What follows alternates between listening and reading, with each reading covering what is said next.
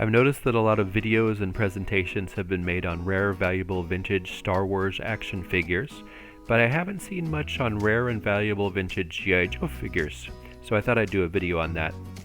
In this video I will present G.I. Joe action figures only from 1982 to the late 90s. Prices are based on uncarded figures so that we can compare apples to apples. No customized, knockoff, or unreleased prototypes will be included. The 1982 Volume 1 Straight Arm Snake Eyes action figure with his Uzi submachine gun and ammo pack has always been a fan favorite. One of the original 16 action figures, this guy can now fetch you around $149 in good condition. Not one of the rarest or most valuable figures, but still a great figure to collect. G.I. Joe was released in the UK by Palitoy Toys from 1966 to 1984 under the awesome name Action Man. Some of these figures are very rare and valuable, including Blades, a figure similar to G.I. Joe Tripwire. This one sold for $227.50. Many G.I. Joe figures that came with expensive and rare playsets and vehicles are worth quite a lot because they could not generally be purchased separately. This includes Keelhole, who was included with the gigantic G.I. Joe USS Flag aircraft carrier. I wonder where people would store this thing back in the 80s when they buy it for their kids. Would they leave it in the kids' room? Would they eventually put it in the attic? Are there still tons of these things up in people's attics? That would be nice to know.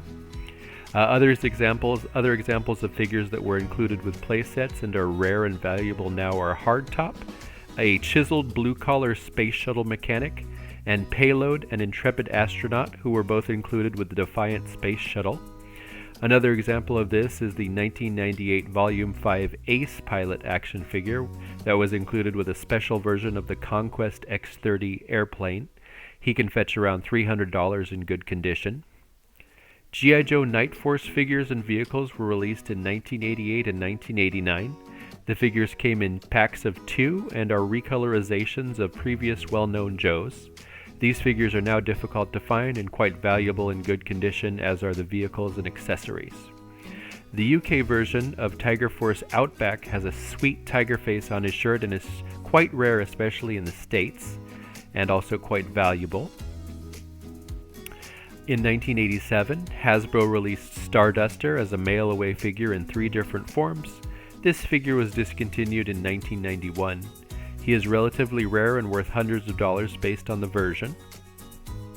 The Listen and Turn Tripwire was released in 1985 exclusively with an audio tape titled The Cobra's Revenge. This item is rare and can be worth around $500 just for the figure. The mail-away green Cobra Viper and blue 1992 Cobra Ninja are both examples of mail-away items that are worth a lot. This is due to the fact that kids were less likely to order figures by mail than buy them at retail stores. The 1993 Name Your Own Create a Cobra is another example of a mail-away that is now quite valuable. Only one version of this figure is known of by collectors, and he or she looks quite sporty in pink camo. This figure was discontinued in 1994, around the time that G.I. Joe became Dayglow and started to fall into disfavor with consumers, until its revival in the early 2000s. This figure is now worth many hundreds of dollars due to its short release and mail-away status, making it rare.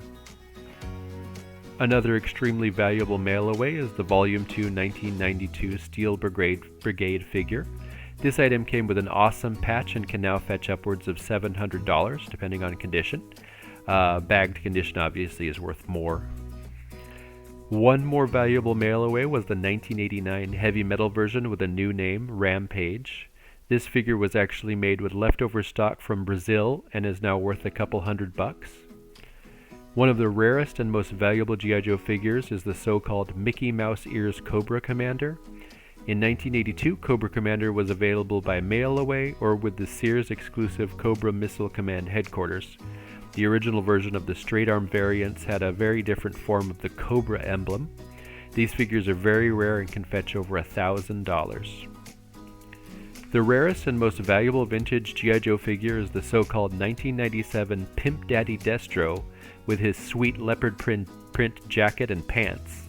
There are thought to be only 11 carded versions of this variant in existence, and this figure is so rare that it can purportedly fetch over $3,000. Yojo.com explains the origin of this figure, which I will include in the description so you can check it out if you'd like to. Anyway, thank you for watching. Please don't forget to like and subscribe.